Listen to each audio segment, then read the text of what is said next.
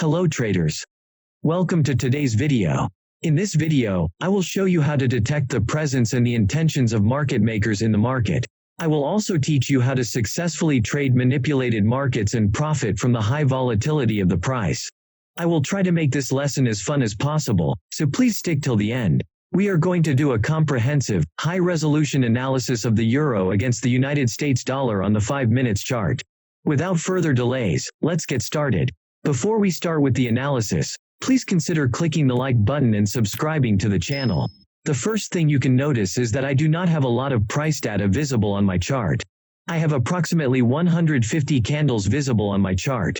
The reason for this is that price action has a relatively short-term memory. This means that price does not care about what happened in the distant past of price history. Secondly, note that I've marked the most important vectors and labeled them with numbers 1 to 9. These are the vectors that I consider to be part of the major flow of the market. Let me point out that these readings are quite subjective as well as objective. Now let's understand how buyers and sellers are interacting with each other at the labeled vectors in the chart. Before vector 1, price seemed to be rising naturally on the minor flow of the market. From vector 1 to vector 2, we noticed a sinister gameplay happening from the buyers of the market. 1. Observe how suspiciously organized the price movement from vector 1 to vector 2 is. Note that each candle from bullish candle 1 managed to successfully create a new higher high and higher low on candle level 2. Observe how the volatility of buyers suddenly increased immediately after candle 1. And each bullish candle after that massive bullish candle maintained almost equivalent volatility for the next 3 candles before starting to slow down near vector 2. 3. Note that sellers of the market were not able to create a single bearish candle between vector 1 to vector 2. In this context, we can consider this organized price behavior to be caused by a large pack of buyers exhausting their energy in unison. We can see that buyers from vector 1 managed to successfully create a new higher high on the major scale of the market. This renders vector 1 a confirmed and solid structure of major buyers of the market. Due to this reason, I drew a major buyers zone 1 and marked it with a narrow black rectangle as you see on the chart. Note that this zone comes exclusively extruded from bullish candle 1. The upper limit of this zone comes out of the turning point line and the lower limit comes out of the ignition point line of buyers. Before we move on with the analysis, let's first analyze candle 1. Candle 1 has a lower tail, a small bullish body, and no upper tail. If we take the interpretation of candle 1 alone, it doesn't make much sense. But when we place the candle 1 interpretation in a wider interpretation of what happened before and after it, we start to get a much clearer picture of what's happening with the price at vector 1. First, note that the lower tail of candle 1 is almost the same size as the bearish candle right before candle 1. This means that sellers were trying hard to drive the price down. But each time that sellers attempted to drive the price lower, a stronger pack of buyers stopped them. Secondly, if we add the interpretation we get from vector 1 to vector 2, we can safely conclude that the lower extreme of candle 1 is the point where buyers' energy ignited. At vector 2, major buyers from vector 1 completed their exhaustion process and strong sellers took control of the market immediately. Let's first look at the interpretation we get from the first 2 consecutive bearish candles. The first thing we notice is that both of them are as wide as the widest bullish candle immediately after candle 1. Secondly, both of them have very tiny upper tails. Third, the second bearish candle is a firm candle with no lower tail. Fourth, both have large bearish bodies. This is the first statement we get from major sellers in the market, stating that they have accumulated enough energy and they are ready to drive the price down and create significant vectors. This is proven by the range covered by sellers from vector 2 to vector 3. If we compare this pullback with the previous pullbacks before vector 1, then we can confidently conclude that vector 2 to vector 3 is classified as a major pullback by major sellers of the market. These major retracing sellers met with the powerful buyers from vector 1. The buyers overpowered sellers from vector 2 and drove price up in an attempt to break high 2 and render low 3, as confirmed in solid demand zone. But as you can see from the chart, these buyers failed to break high 2. This means that at vector 2, we have a stronger pack of sellers sitting there. Now, the stronger sellers from vector 2 took control of the market and drove the price down with relatively higher volatility, managed to successfully break through vector 3 with relative ease, and successfully poked the lowest extreme of vector 1, but didn't close below it. This renders vector 4 as our new supply zone of the major scale of the market.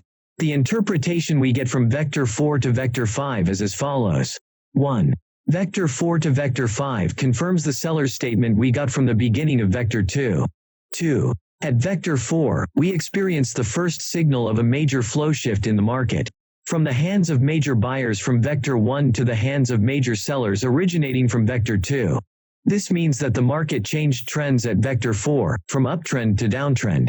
At vector 5, we have a very interesting story. First, observe that we have 3 consecutive large candles each with a long lower tail. Second, note that these 3 lower tails, each one of them is testing one of the borderlines of the major buyers zone 1 from vector 1.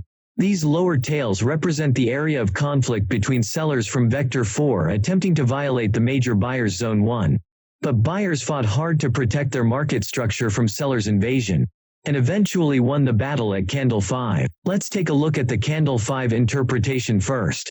Candle 5 is a solid fractal candle. Secondly, the candle has a long lower tail and a solid bullish body with no upper tail.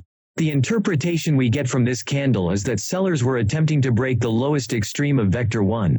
But at some point during the candle development, stronger buyers overpowered sellers and managed to make the candle close with a large bullish body. At this point in our analysis, we could have been tempted to place a buy order immediately after candle 5. And we will be correct because we have enough context to back our trade idea. We had the following. 1. Sellers from vector 4 failed to break throughout the buyer's zone 1. This means that buyers are still active in this zone. 2. We have a solid bullish fractal bar as our signal. 3. We have a good trade location with a tight stop loss size a few pips below the fractal candle number 5. We also have enough room ahead to collect profit worth at least 3 times the stop loss size. The only problem is that this trade will be going against the major flow shift that we detected at vector 4. From vector 5 to vector 6, we have buyers from vector 5 driving price up in a minor flow. The next proof that we have to support the market flow shift detected at vector 4 is the volatility. If we compare the volatility of sellers from vector 4 to the volatility of buyers from vector 5, we get a huge difference because sellers seem to have no problem driving the price down, while buyers from vector 5 seem to be struggling to bring the market up. But at candle 6 we have a volatility explosion for both sides of the market. Let's try to understand what was happening at candle 6. First, note that this candle is one of the widest candles on the chart. Second, this candle has a long upper tail, a large bullish body with no lower tail at all. The interpretation we get from this candle alone is that buyers had a lot of volatility from the beginning of the candle formation, but as the price nears the ignition point line of sellers, an even stronger and more volatile pack of sellers overpowers the buyers, making the candle close with a long upper tail. From vector 6 to vector 7, price behaved like an object in a free fall motion. Just like an object in free fall motion increases velocity on the way down, price was increasing volatility on the way down from vector 6 to vector 7. Note how almost all bearish candles seem to be increasing in both range and size from vector 6 toward vector 7. Also, note that the second and fifth bearish bars opened up with a small gap down. Now we have sellers from vector 6 managing to successfully break through and disprove buyers from both vector 5 and vector 1. Sellers did this with very high volatility and finally managed to successfully create a new lower low at vector 7. From vector 7 down to vector 8, we have a sideways market that is characterized by a series of expanding pivot formations. An expanding pivot formation is defined as a vector in which a higher high is immediately followed by a lower low. Expanding pivot formation is the first sign that market makers are operating heavily in the market. Expanding pivot formation is meant to generate confusion for traders like us, who uses this simple notion of counting highs and lows to identify the trend of the market. Let's see how these expanding pivot formations occurred in this portion of the chart. Note that vector 7.5 closed higher than both vector 7.3 and vector 7.1 in the minor dimension of the market. Immediately afterward, vector 8 closed lower than both vector 7.4 and vector 7.2. This is the first expanding pivot formation. The fact that vector 7.5 closed higher than both vector 7.3 and vector 7.1 creates a statement that buyers are strong enough to generate a new vector on the minor flow of the market. The fact that vector 8 closed lower than both vectors 7.4 and vector 7.2 creates a statement that sellers are strong enough to generate a new vector. Note how this brings confusion. As a trader, you don't know who to trust between sellers and buyers of the market. Vector 8 to Vector 9 is still an expanding pivot formation but with additional important price information. First, note that between Vector 8 to Vector 9, price has the highest bullish volatility in this chart. Observe that almost all candles are large bullish candles with solid bullish bodies.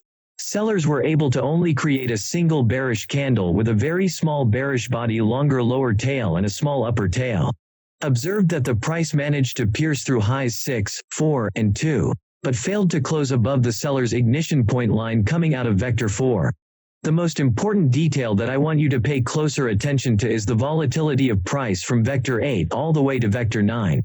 Realize that it is hard to pay attention to any other place in the chart when this vector was developing.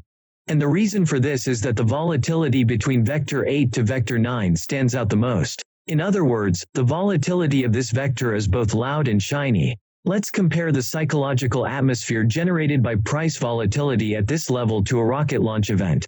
When the rocket is ascending to space, what everybody attending this event could pay attention to is the rocket itself, and nothing else around this environment matter more than the rocket. Likewise, when Vector 8 to Vector 9 was developing, all that most traders could pay attention to is the volatility of buyers at this vector. When the majority of retail traders observed this price behavior, they thought that price will continue to maintain its upward momentum once the price broke through Vectors 6, 4, and 2. This means that these retail traders were aiming to buy the market immediately after price breaks through these vectors. Market makers understand that most retail traders trade with this simple notion of breakout. This means that this high price acceleration was generated on purpose by market makers to trigger this notion of buying the breakpoints of major and minor highs from the majority of retail traders. I will not go into detail about how manipulation occurs in this video, but I'm going to create a series of videos here on my channel to explain how market manipulation occurs. In this series, we will develop a powerful trading strategy from this concept of market manipulation. So stay tuned and subscribe to my YouTube channel so you don't miss out on any of my uploads. To make the long story short, the volatility displayed in Vectors 8 to 9 is bait to trap breakout traders to think that the market was going to continue going up, while instead, the market makers intended for the market to go down. This means that there is a huge cluster of buy orders around Vector 9. And once price triggered this cluster of orders, market makers dump massive sell orders to take advantage of the deep liquidity pool that is generated after this huge cluster of orders was triggered, which explains why candle 9 closed with a long upper tail and below the ignition point line of sellers from Vector 4. It also explained why around Vector 9 we have a series of candles with longer upward tails testing the ignition point line of sellers from Vector 4, which at this point also serves the wash line. Now we have arrived at the point where we have to collect and organize facts for a logical trade idea. Let's summarize the contextual elements we have so far. 1. At Vector 4, we detected a major flow shift. This means that the control of the major flow changed hands from buyers of the market to sellers of the market. 2. At Vector 6, we detected a volatility shift. This means that major sellers from Vector 4 took control of the price volatility from buyers coming out of Vector 5. 3. We detected the presence of market makers operating heavily in this market from Vector 7 through Vector 9. 4. Vector 8 to Vector 9 serves as the first dimension of the manipulation process. Or in other words, Vector 8 to Vector 9 is the bait vector, meant to fish out the majority of retail breakout traders out of the market. 5. The fact that the price failed to close above the ignition point line of sellers means that we have strong sellers, plus market makers at this level. Now we can confidently consider a short trade idea. The most precise entry levels are at the second, third, or fourth touch of the ignition point as marked on the chart. Unfortunately for me, I was a little bit late for all these 4 entry points. This is why I triggered my short trade position immediately after the bearish fractal candle closed. As you can see on the chart, I placed my stop loss order a few pips above candle 9, which is where the market manipulation took place. My take profit target is 3 times the size of my stop loss. Let's see what happened next. A few minutes later, my take profit target was triggered successfully. Observe how the price dropped violently toward my take profit target. Before I finish, I want to bring your attention to the line work you see drawn around Vector 6 and Vector 9. First, a horizontal line is drawn from Vector 6 and labeled 0.